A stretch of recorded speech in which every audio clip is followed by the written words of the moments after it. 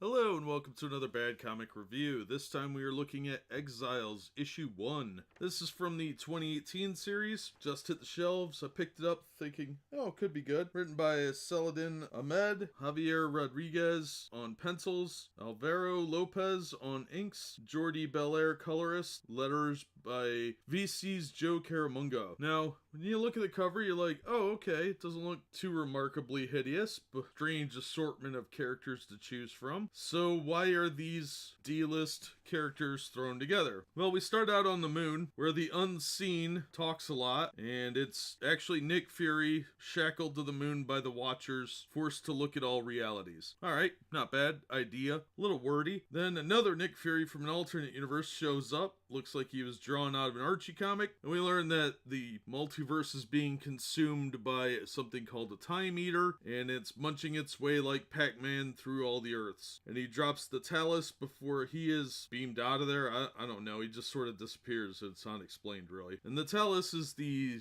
MacGuffin that lets them jump between universes, and it's sort of like little gadget and sliders. Alright, cool. Dimension hopping can be fun. The previous Exiles series had some really good issues, a lot of crap, but some really good issues. And I thought some of that was really cool, so, maybe this will be good too. Well, we jump over to Earth in the Bahamas, where Blink, whose name is Clarice Ferguson, is meeting with an Earth version of her aunt, Sandra, and they're eating gross sea roaches. And she's suddenly summoned to the moon by the Talus. And she blinks up there, sees chained up Nick Fury guy, and immediately starts threatening him. And there's a long, boring conversation. Then she discovers the Talus has activated itself, and she just put it on her wrist for whatever reason. And she finds herself in a version of Jersey City that is run by Inhumans, and they call her a mutant. And they attack her instantly, and of course, everybody's got to argue and stick guns in each other's faces. And that's when she gets captured, and we discover that Kamel Khan,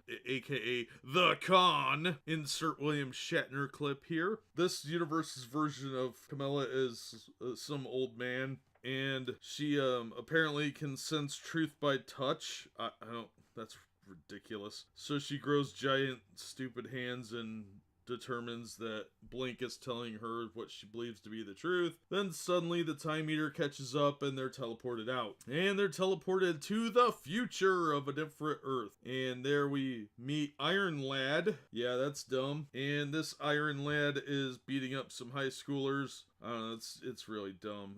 This Iron Lad is Nate Richards, and he is going to end up being Kang the Conqueror, but this is not the version of Nate Richards that ended up in Young Avengers. This is some other version. And then Kang shows up because this kid's gonna end up being Kang, supposedly, and he didn't want to be Kang, so he stranded Kang in a timeline somewhere, and Kang shows up looking like a Peanuts character. I'm guessing Charlie Brown, says some silly Billy stuff, and then they're teleported out, and that's when they meet the Time Eater, which is the head of Galactus for some reason. Now, we've only seen 3 of the characters. There's also a movie version of Valkyrie, who will no doubt be a lesbian, and the tiny version of Wolverine from the X-Men Babies story. They're not in this issue. Alright, so the art is pretty mediocre. Blink's face looks really weird in a lot of panels. Like, she goes from looking like almost elfish to this like stereotypical old black lady. And Kamala Khan, I thought it was a dude when I first saw her. Looks like a man, and there's no boobs, about as flat as it could get, wearing the combat boots and everything else. Pretty androgynous. The Nick Fury thing, oh my gosh, there's so much unnecessary talking. He talks about himself in third person a lot, and it's just so boring. This book suffers from random pointless dialogue, and everybody wants to get in fights. Why is it that in all these books, nobody tries to have a conversation, and everybody looks like they have the downs? Nate Richards looks like he's like been hit by a special tree. Blink's art, like her facial structure changes from page to page. Kang looks like he has downs, like straight up, like from the cover of that superb book. He looks like he has like, he's Charlie Brown with Down syndrome and a stupid costume. So yeah, the art is, like, Galactus's head looks really cool, honestly, and a lot of the backgrounds look okay, but the art is pretty horrible. And I know I've seen this artist's work before, and I thought for sure it was better than this. Like, Nick Fury as the Unseen looks really cool, but Nick Fury as Nick Fury looks really weird. So I'm gonna have to say this one's a pass. I really wanted to like it. I liked the Exiles book in the 90s, but Blink is just annoying. And she's very threatening right out the gate. Like, you don't talk to someone that you've never seen before that's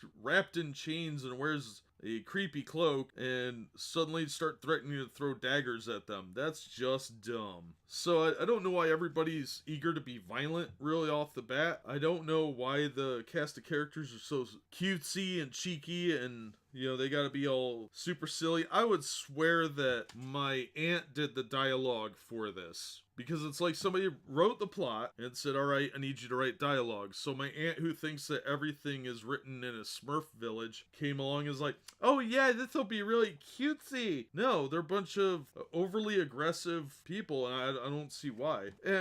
Yeah, the dialogue is terrible. Can't we get some better heroes in this? Like, this isn't even the B string. This is like a bunch of D-grade heroes. All right, Blink, I get. She was in the original Exiles, but they could have found some better heroes for team-ups. This was terrible. It was terrible all around. So I'm gonna have to say this one was a pass for me, and quite honestly, I hope they get a better writer in there before much longer, because there's just way too much talking. Talk, it's a bunch of blathering. They say nothing, and I don't know why Nick Fury talks the way he does. It doesn't sound anything like Nick Fury. He talks like some medieval high priest. It's really garbage. This is a terrible book. I hate it more the more I talk. I'm gonna call it there. I would skip this one, but thanks as always for listening. Be sure to hit like, share, and subscribe, and we hope to see you on the next one.